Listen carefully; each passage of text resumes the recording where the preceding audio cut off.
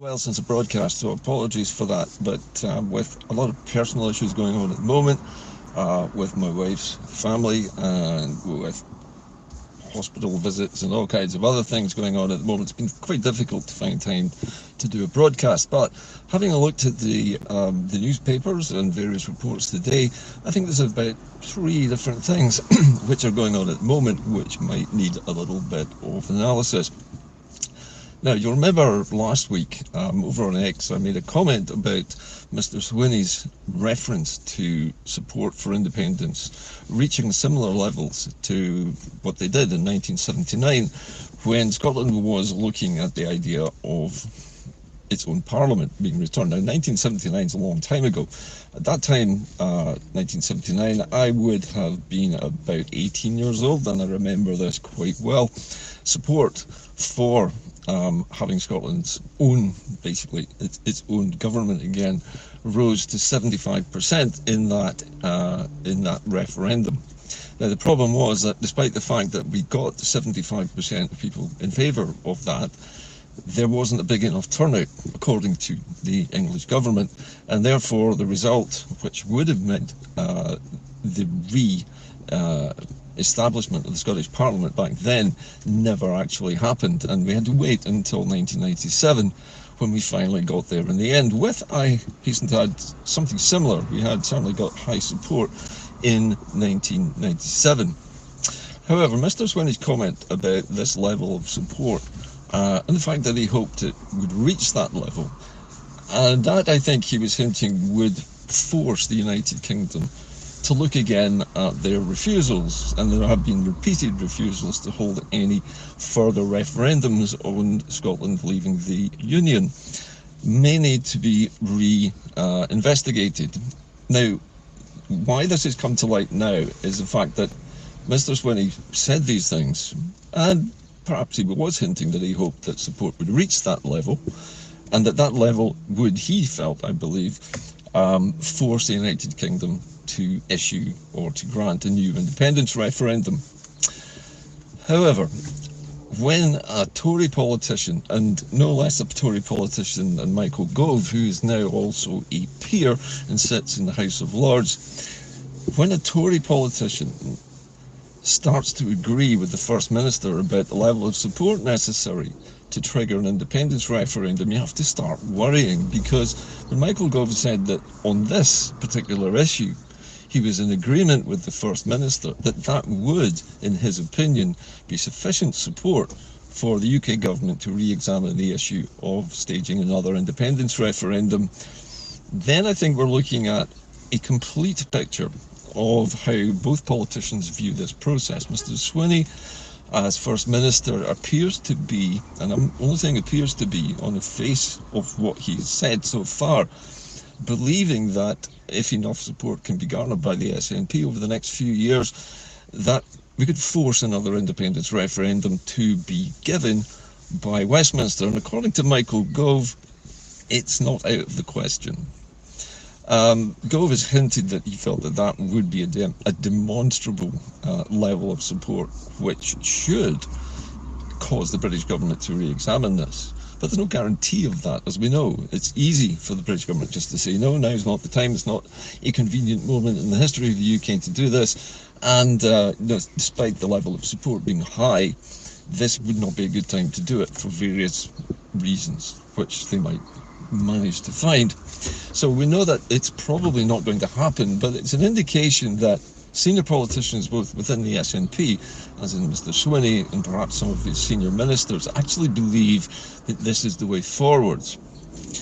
And to have it confirmed by Michael Gove that they might reconsider the issue, I think is confirmation that the British state at least might think about it. And that very faint hope seems to be what the SNP administration is clinging to at the moment, with all of these hints and teases about what level of support they would say would be sufficient to force another independence referendum. Now, while all this was going on, over the last few days in Dunfermline, the Scottish Sovereignty Research Group has been holding its annual conference. And the last time I tuned in, which was actually just about half an hour ago, to the Speaker. He was talking about how difficult it is at the moment for small Scottish traders to export Scottish goods into the European Union, how long it takes, how much paperwork there needs to be, and just how long it might take to wait at various places. Firstly, in the UK, to go through customs, it can take hours. In the middle of the night, you can be standing for hours waiting for them to make a decision. You also have to hire an agent to do the paperwork for you and pay a huge fee for that. That could be hundreds of pounds, even if you're only selling goods that are worth, a few tens of euros. Anyway, all that aside, the Speaker went on to describe a journey from Scotland, exporting a small amount of goods. In his case, I believe it was framed pictures and so on, mostly to do with the car industry. It's going to a trade show. And he had to cross Europe to get to Switzerland. And when he got to Switzerland, there were more delays and more expenses. And before he left Switzerland, he then had to pay, first of all, a fee to the organisers of the event. He was not allowed to leave Switzerland until he had paid his taxes, which at 2% not very much. But the whole process took forever, and the fee, which was necessary to be paid to the agent who paid the taxes, was something like 400 euros. And that's 400 euros on top of whatever you already paid the agent in the UK to do your paperwork there. So you're talking hundreds of pounds for a small van load of goods going to Switzerland to be at an event where you might sell a few hundred euros worth of Scottish goods. And then you've got to travel all the way back with all the other delays on the way back there. And when I listened to the Speaker, I was struck by just how difficult it was for a small van with maybe a few hundred items, which all have to be described, picture frames made of wood and glass. They have to be weighed. Each one has to be assigned a code, and each individual item needs to be classified. There are hundreds of them, and this is where these agents, these presumably tax and tariff agents, make a fortune out of small traders. Now, if you were a big company, as the Speaker said, and you were several million pounds and you've got several hundred or thousand employees, you'll have a department which does all that for you. And because you're exporting so many more goods, you can afford the costs involved in taking your stuff to Europe. But for small businesses, and let's face it, most Scottish businesses are small. There are very few businesses in Scotland which are out with what's known as SME classification, that's small and medium enterprises. These are enterprises which might employ fewer than 100 people or even fewer than 50 people. And the profit margins are very, very small. But because of tariffs and taxes and delays and paperwork and agents, it can take days to get anything done and cost hundreds of pounds just to ship a small amount of goods into Europe to sell. So what he was basically saying was that Scotland needs to be in the European Union, or it needs to be in the customs union, as well as being able to trade freely and move freely. And the only two ways of doing that are either through European Free Trade Association membership or full membership of the EU. Either way, Scottish traders, when Scotland is independent, would face this enormous hurdle because we have been drawn out of the European Union without our consent. Now, it could be argued to the European Union that we never agreed to it. In fact, 63% of Scots voted to stay in the EU when we were asked. But that doesn't alter the truth of the matter, which is that we're out. And we're out because we're part of the UK. The UK has stuck to Brexit. Even the Labour Party, which claimed that it would undo much of the damage of Brexit, is only able to do a tiny step towards trade or trade agreement with the European Union, but it doesn't put us inside the customs union. And that's where all the expense is, and all the delays, and all the checking, and all the weights and measures and the descriptions of each individual item being exported, however small that may be. And because of that, the Labour Party has really not changed the dial at all when it comes to trade with Europe. Scotland would need to do that straight away. Once the the Scottish sort of economy is free to trade with Europe, we need an instant access to the European Union. And as you know, for many years I've been in favour of us joining the European Free Trade Association because it gives us access within months, not years, which it would take to rejoin the European Union proper. So it's instant access. It can be used as a stepping stone. So in other words, it would open up trade links. It would free small Scottish traders, like the person who was speaking at the SSRG, to go into Europe and trade freely without all the agent fees, without all the taxes, without all the tariffs, and without all the delays. We could simply drive straight through and onto the ferry, drive across Europe, go through all the checkpoints, and simply get to the destination intact without let or hindrance. And this is what we need once we're independent.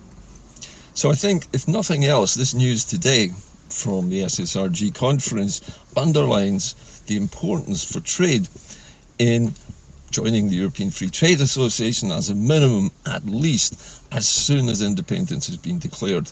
Because at that moment, whatever government happens to be in charge of Scotland at the time when independence is announced, they then have the power to join the European Free Trade Association, and its organising board has already confirmed, and repeatedly to people who have asked this question, that Scotland could join immediately. It's not a problem.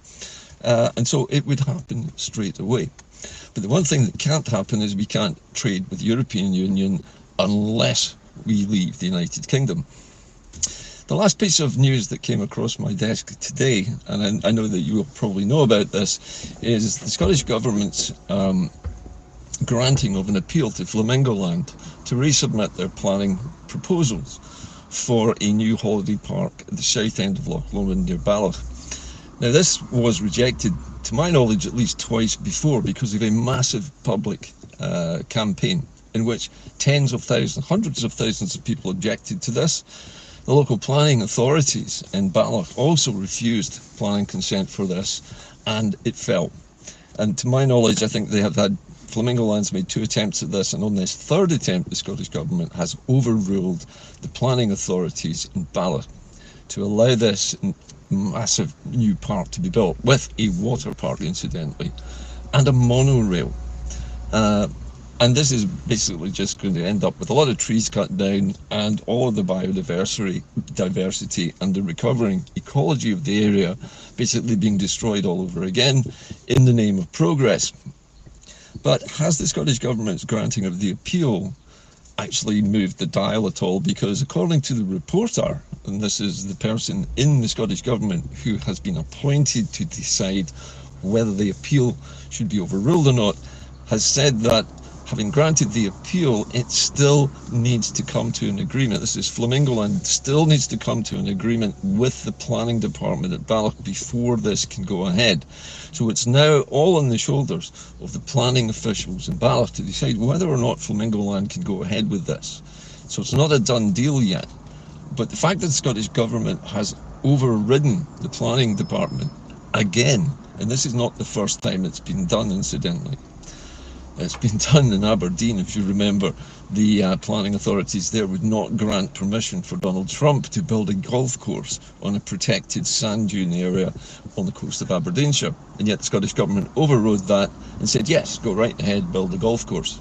So they have some form on this.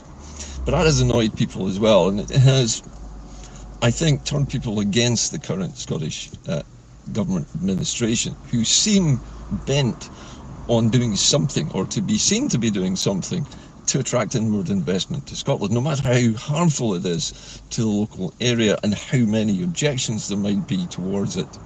One can only hope that the planning officials in Ballach have got the courage of their own convictions and stand up to the pressure that the Scottish Government has put them under in this case, and actually reject this for a 3rd time.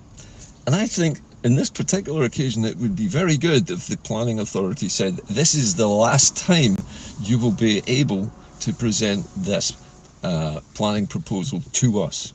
After this, you've had 3 attempts, 3 strikes and you're out. You don't get to do this again. There needs to be some action taken at a local level to prevent this from going ahead. I've seen 1 or 2 people coming on the feeds saying, oh yes, it'll bring hundreds of jobs and we shouldn't stand in the way of it. but all of them so far have been revealed to be fake accounts, the ones that I've seen anyway that have been saying that. There may be others. However, that's basically the news today. So Mr. Swinney has done something which people disagree with. The idea that support must rise to 75% in order to force the UK government into giving us another referendum, which is what Michael Gove seems to be saying.